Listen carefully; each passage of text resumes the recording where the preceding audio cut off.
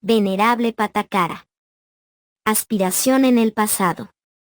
La futura Pattakara nació en una familia rica en la ciudad de Amsabati durante la época del Buda Padumuttara.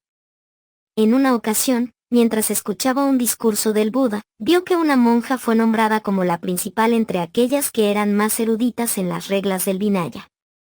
Ella aspiró a ese honor. Tras hacer una ofrenda extraordinaria al Buda, expresó su deseo de ser declarada la principal monástica en el aprendizaje del Vinaya. El Buda Padumuttara predijo que su deseo se cumpliría. Una de las 7 hijas del rey Kiki. Tras llenar toda su vida con actos meritorios, la futura venerable Pattakara falleció y renació en el reino de los Devas, y posteriormente en el mundo humano o en el reino de los Devas alternadamente. Durante la época del Buda Kassapa, renació como la tercera de las 7 ilustres hijas del rey Kiki de Varanasi. Su nombre era Bhikkhuni. Ella y sus 6 hermanas permanecieron célibes, viviendo una vida de castidad durante toda su vida, que duró 20.000 años. Junto con sus hermanas, donaron un gran complejo monástico. Vida ascética en su existencia final. La hija del rey, la futura venerable Pattakara, tras fallecer en esa existencia, renació en el reino de los Devas. Durante los innumerables años del periodo intermedio entre los dos Budas, disfrutó de placeres celestiales. Durante la época del Buda Gotama, renació como la hija de un hombre rico de Savatthi. Cuando alcanzó la edad adulta, se enamoró de un sirviente de la casa de su padre. Cuando sus padres arreglaron su compromiso con el hijo de otro hombre rico, ella advirtió a su amante el día antes del compromiso que, a menos que estuviera dispuesto a fugarse con ella, su relación amorosa terminaría. El hombre fue fiel a ella. Se fugó con ella, llevándose los pocos ahorros que había reunido. Los dos amantes escaparon sigilosamente y se refugiaron en una pequeña aldea a 3 o 4 leguas de Savatthi. Pronto, la hija del hombre rico quedó embarazada y le dijo a su esposo: «Señor, este es un lugar desolado para dar a luz a mi hijo. Regresemos a la casa de mi padre». Su esposo era un hombre tímido. No se atrevió a enfrentar las consecuencias de regresar a la casa de su amo y, por lo tanto, procrastinó. La esposa decidió entonces que su esposo no la acompañaría de vuelta a la casa de sus padres y, en su ausencia, eligió regresar sola. Cuando el esposo regresó de un breve viaje y supo que su esposa había vuelto a la casa de sus padres, sintió lástima por ella. «Ella tiene que sufrir por mi culpa», se arrepintió y fue tras ella sin demora. La alcanzó en el camino, pero para entonces ella ya había dado a luz. Entonces acordaron que, dado que el propósito de regresar a casa de sus padres era para el nacimiento seguro de su hijo, y como ella había dado a luz sin problemas, no tenía sentido seguir. Así que regresaron a su pequeña aldea. Cuando quedó embarazada nuevamente, pidió a su esposo que la llevara a la casa de sus padres. Su esposo procrastinó como antes, y, perdiendo la paciencia, ella fue sola. En el camino, dio a luz a su segundo hijo sin problemas antes de que su esposo pudiera alcanzarla. En ese momento, había fuertes lluvias por todas partes. La esposa pidió a su esposo que construyera algún refugio contra la lluvia para pasar la noche.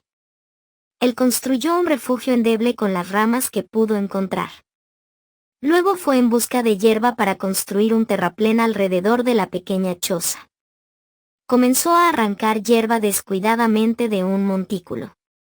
Una cobra, que yacía dentro del montículo, se molestó y mordió al esposo, quien cayó muerto en el lugar. La esposa, que esperaba en la choza endeble, tras esperar toda la noche, pensó que su esposo la había abandonado. Fue a buscarlo y lo encontró muerto cerca del montículo. «Oh, mi esposo encontró la muerte por mi culpa», lloró.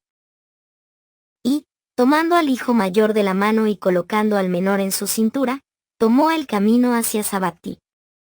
En el camino, tuvo que cruzar un arroyo poco profundo que parecía profundo.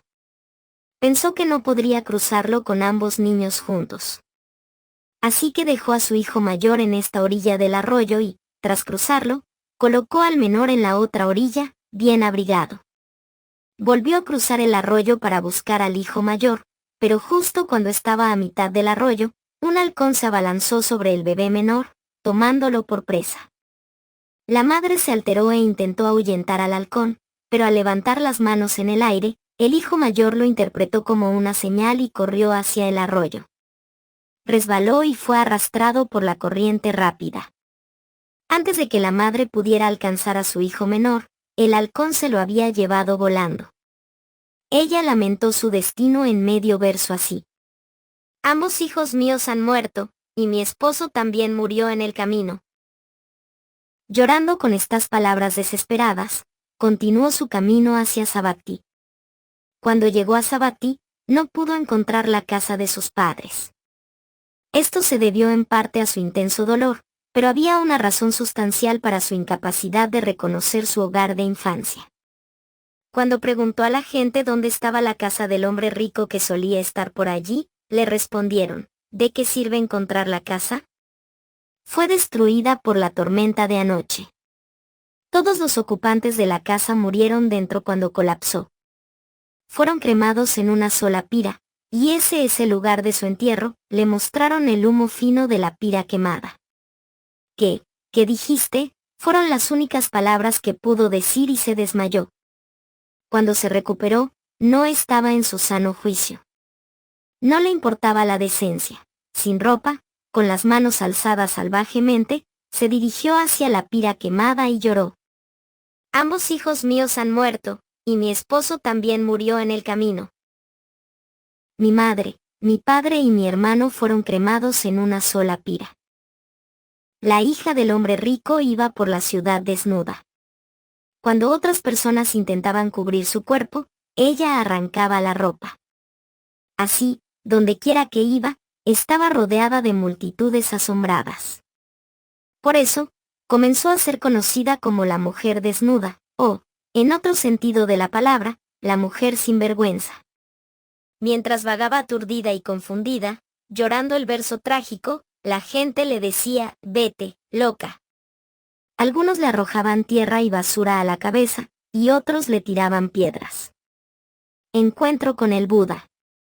El Buda vio a Pattakara vagando sin rumbo mientras pronunciaba un discurso a una audiencia en el monasterio de Jetavana. Al ver que sus facultades habían madurado, el Buda quiso que Pattakara viniera a él al monasterio. La gente intentó impedirle entrar al monasterio, pero el Buda les dijo, no intenten detenerla. Cuando se acercó, el Buda le dijo, Pattakara, sé consciente. Tan pronto como escuchó las palabras del Buda, Pattakara recuperó sus sentidos. Consciente de su desnudez, se sentó sobre sus rodillas cerradas y permaneció con el cuerpo inclinado, intentando cubrir su cuerpo desnudo con las manos. Alguien le arrojó una prenda que ella recogió, se vistió y se acercó al Buda. En posición de adoración, relató la trágica historia así, Venerable Señor, que seas mi refugio. Mi esposo murió en el camino, mi hijo menor fue llevado por un halcón, mi hijo mayor se ahogó en la corriente de un arroyo, mis padres y mis hermanos murieron en su casa que colapsó y fueron cremados en una sola pira. El Buda le dijo, Pattakara, no vaciles. Ahora has llegado a alguien en quien puedes refugiarte. Así como has derramado lágrimas por la pérdida de tu esposo, tus hijos, tu madre, tu padre y tu hermano, también has derramado muchas lágrimas, incluso más que las aguas de los 4 grandes océanos, a lo largo del ciclo interminable de existencias. El Buda también habló en verso así. Pattakara, las aguas de los 4 grandes océanos son pocas en comparación con la cantidad de lágrimas derramadas por una persona debido al dolor sufrido por la pérdida de sus seres queridos. Ahora, hija mía, ¿por qué eres tan negligente? Sé consciente. Al escuchar el discurso del Buda que contenía una perspectiva sobre el samsara, el dolor se redujo en la mente de Pattakara. El Buda, sabiendo que Pattakara había controlado su tristeza, continuó discursando así, Pattakara, ni el hijo ni el esposo pueden proteger a uno en el viaje a través del más allá, ni son un refugio. Siendo así, aunque los hijos o el esposo estén vivos, son como si no existieran para un viajero en el samsara. Por lo tanto, una persona sabia debe purificar su moralidad y establecerse en la práctica noble que lleva al nirvana. Luego, el Buda habló en verso así, Dhammapada 288 a 299. Patakara, cuando uno cae víctima de la muerte, ni los hijos, ni los padres, ni los parientes cercanos pueden protegerlo. Los seres queridos no tienen el poder de ofrecer protección. Sabiendo de esta falta de protección contra la muerte, la persona sabia, restringida por la moralidad, debe apresurarse a despejar el noble camino que lleva al nirvana. Al final del discurso, Patakara quemó las impurezas infinitas y se estableció en la entrada en la corriente, Sotapatti Magga. Tras convertirse en una entrada en la corriente, Patakara pidió al Buda que la admitiera en la sangha de monásticas femeninas. El Buda hizo que la llevaran a un convento y la admitieran como monja. Como Patakara se convirtió en una arahant. Un día, venerable Patakara estaba lavándose los pies. Al verter agua sobre sus pies, el agua fluyó a una corta distancia y luego se detuvo. Cuando vertió una segunda taza, el agua fluyó un poco más lejos que el primer flujo y luego se detuvo. Cuando vertió una tercera taza, el agua fluyó un poco más lejos que el segundo flujo. Venerable Patakara, ya una entrada en la corriente, meditó sobre este fenómeno de los tres flujos de agua y lo aplicó a las tres etapas de la vida así como el primer flujo de agua se detuvo después de un corto trecho. Los seres sintientes son propensos a morir durante su primera etapa de vida, así como el segundo flujo fue un poco más lejos que el primero y luego se detuvo. Los seres sintientes son propensos a morir durante su mediana edad, y así como el tercer flujo fue más lejos que él. Segundo y se detuvo, los seres sintientes son propensos a morir en su última etapa de vida. Reflexionó además que, así como los tres flujos debían terminar y desaparecer, también los seres vivos deben abandonar su tiempo de vida y perecer. Así, la impermanencia de las cosas le dio una visión de todos los fenómenos condicionados. Desde esa visión de la impermanencia, la característica del sufrimiento, dukkha, de todos los fenómenos condicionados se hizo evidente en su mente condicionada y, por lo tanto, también percibió el no yo, la vacuidad de los fenómenos condicionados. Profundizando en las tres características, fue a su residencia monástica para un cambio adecuado de temperatura. Allí colocó la lámpara encendida en su lugar habitual, deseando apagarla, bajó la mecha al aceite con una aguja puntiaguda. En ese momento, el Buda, mientras estaba sentado en su cámara privada, envió su resplandor a Patakara, haciéndose visible para ella y dijo, Patakara, estás pensando correctamente. Todos los seres sintientes están sujetos a la muerte. Por lo tanto, es en vano vivir 100 años sin la percepción correcta de los 5 agregados, de su surgimiento y disolución, mientras que realmente vale la pena vivir incluso un solo día con una comprensión completa de los 5 agregados. El Buda expresó este punto en verso así, Dhammapada 113. Patakara, incluso si uno viviera 100 años sin percibir con visión la aparición y desaparición de la mente y el cuerpo, es mucho más valioso un solo día de vida de quien percibe la aparición y desaparición de la mente y el cuerpo. Al final del discurso, Patakara se convirtió en una arahant junto con los 4 conocimientos discriminativos. Causas kármicas de los sufrimientos de venerable Patakara. En la tradición budista, los eventos de la vida presente son el reflejo de las acciones, karma, realizadas en existencias pasadas. Los sufrimientos de venerable Patakara en esta vida, la muerte de sus padres y hermano en un incendio, la pérdida de sus 2 hijos y la muerte de su esposo, son el fruto de causas kármicas sembradas en vidas anteriores. Los comentarios del Dhammapada, Dhammapada Takata, ofrecen un relato conmovedor que ilumina las acciones que desencadenaron estas tragedias, revelando la inexorable justicia del karma. Bajo la guía de la venerable Bhikkhuni Mahapajapati Gotami, quien, siguiendo las instrucciones del Buda, me otorgó los preceptos completos de la ordenación como Bhikkhuni, recibí las enseñanzas de las 4 nobles verdades. El sufrimiento, dukkha, su origen, su cese y el camino hacia el cese. También me instruyó en la verdad esencial del sufrimiento, la vacuidad y la impermanencia. Con fervor y dedicación, me entregué a la práctica diligente, y más tarde alcancé el estado de Arahant, obteniendo el conocimiento claro de las vidas pasadas y futuras. Ahora, en esta vida presente, he soportado sufrimientos indescriptibles, cuya magnitud es difícil de relatar. Pero todo esto es el resultado de mis propias acciones en vidas pasadas, pues el fruto del karma se manifiesta con precisión inexorable, sin la menor desviación. Al escuchar estas palabras, las bhikkhunis presentes, llenas de curiosidad y reverencia, se preguntaron qué acciones kármicas habría cometido la venerable Pattakara para sufrir tan devastadoras consecuencias en esta vida. Con un murmullo de compasión y deseo de aprendizaje, le rogaron que relatara con detalle las causas y efectos de su pasado, para que ellas pudieran comprender y tomar esta lección como una advertencia para sus propios caminos. La venerable Pattakara, con una voz serena pero cargada de la sabiduría que nace del sufrimiento transformado, respondió: «Escuchen con atención, hermanas, y les contaré. En una vida pasada, nací como la esposa principal de un hombre inmensamente rico. A pesar de los años, no había logrado concebir un hijo, por lo que mi esposo tomó una concubina, con la esperanza de que ella le diera un heredero para perpetuar su linaje. Esta joven, aunque provenía de una familia humilde, era de una belleza deslumbrante y pronto se ganó el afecto de su esposo. No pasó mucho tiempo antes de que quedara embarazada, y tras 10 meses dio a luz un niño sano, a quien la pareja atesoraba como un tesoro, mirándolo con un amor infinito.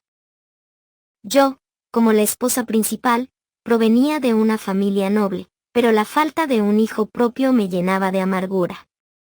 Pensé, aunque he trabajado incansablemente para acumular riqueza y prestigio, este niño, hijo de la concubina, heredará todo. Él crecerá para tomar el control de la casa, las tierras y todas nuestras posesiones. Todo mi esfuerzo habrá sido en vano, y no podré disfrutar libremente de lo que he construido. Con estos pensamientos, un veneno oscuro se apoderó de mi corazón. La envidia me consumió, y concebí un plan siniestro para matar al pequeño. Con mano fría y calculadora, tomé una aguja de hierro y la clavé en la coronilla del niño, asegurándome de que nadie notara mi acto atroz. La aguja desapareció en su cuerpo, y nadie sospechó de mi crimen.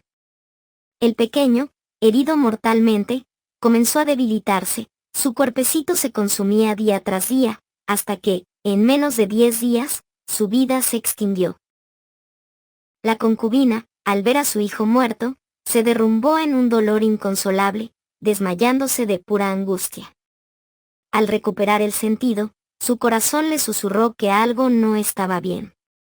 Sospechando de mí, me confrontó, exigiendo saber por qué había matado a su hijo. Atrapada por sus preguntas, mi corazón se aceleró, pero en lugar de confesar, pronuncié un juramento venenoso para encubrir mi culpa. Si yo maté a tu hijo, que en todas mis vidas futuras mi esposo muera mordido por una serpiente venenosa, que mis hijos sean arrastrados por las aguas o devorados por lobos, que yo misma sea enterrada viva y obligada a comer la carne de mis propios hijos, y que mi familia entera, padres y hermanos, perezca en un incendio devastador. Tras pronunciar este juramento, grité con furia, acusando a la concubina de difamarme y calumniarme. En mi ignorancia, creía que no había consecuencias kármicas, que no existía la justicia del karma. Pero ahora, en esta vida, cada una de esas maldiciones se ha cumplido en mí, y nadie puede cargar con este peso en mi lugar. ¿Saben quién era aquella esposa principal en esa vida pasada? Era yo misma. A pesar de estas consecuencias kármicas, Pattakara también acumuló méritos significativos en vidas pasadas, como su ofrenda extraordinaria al Buda Padumuttara y su vida de castidad como una de las hijas del rey Kiki, donde donó un complejo monástico. Estos actos meritorios le permitieron renacer en condiciones favorables, como la hija de un hombre rico en Savatthi, y eventualmente encontrar al Buda Gotama. Su encuentro con el Buda le permitió comprender la impermanencia, anicca, el sufrimiento, dukkha, y el no-yo, anatta, lo que la llevó a alcanzar la entrada en la corriente, sotapatti magga, y, finalmente, la condición de arahant. Título de preeminencia alcanzado. Tras alcanzar el despertar, Pattakara aprendió el Vinaya extensamente del Buda e hizo juicios sabios en asuntos relacionados con el Vinaya.